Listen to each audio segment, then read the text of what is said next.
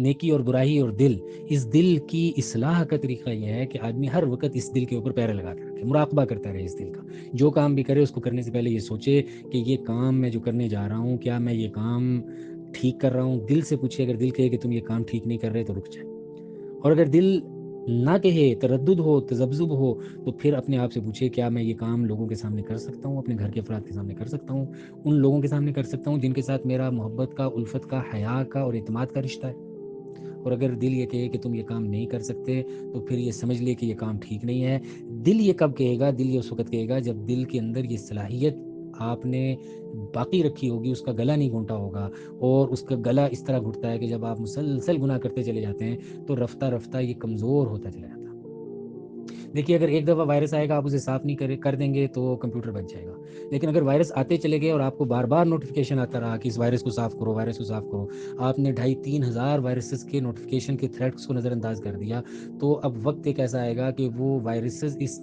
Anti virus پر اثر انداز ہو جائیں گے اور اس کا گلا گھونٹ دیں گے اور وائرس کام شروع کر دیں گے، اور اب یہ بولے گا بھی نہیں اور بتائے گا بھی نہیں کہ آپ کے اندر وائرسز آئے ہوئے ہیں. تو اللہ کے رسول صلی اللہ علیہ وسلم میں کہ دل کے اندر بھی یہ حالت ہو جاتی ہے. شعب الایمان البیہقی کے اندر امام بہقی لے کر آئے ہیں، حضرت ابن عمر رضی اللہ تعالیٰ عنہ کی روایت ہے، اور اسی سے ہی یہ دل کا مسئلہ حل ہوتا ہے. انہوں نے فرمایا کہ اللہ کے رسول صلی اللہ علیہ وسلم نے فرمایا ان هذه القلوب تصدأ كما يصدأ الحديد اذا اصابه الماء.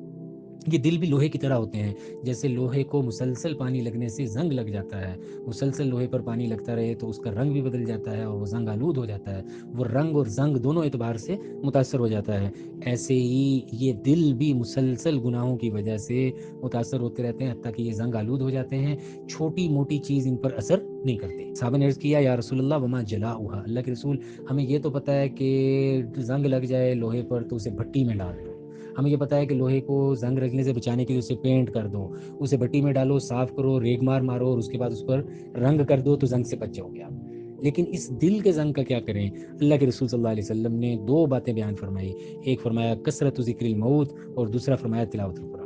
جب تمہارے دلوں پر زنگ لگ جائے، اگر دل ایسا خراب ہو گیا ہے کہ اس حدیث کے مطابق اب دل بتاتا ہی نہیں ہے، آپ دل سے پوچھتے ہیں لیکن وہ بتاتا نہیں ہے، یا دل کے اندر سے کوئی آواز نہیں آتی، یہ دل مردہ ہوتا چلا جا رہا ہے، یہ خاموش ہوتا چلا جا رہا ہے، تو پھر اس دل کو موت کے تذکرے سے زندہ کرو، اس دل کو موت کے تذکرے سے جگا دو اور قرآن کریم کی تلاوت سے اس دل کو زندہ کرو.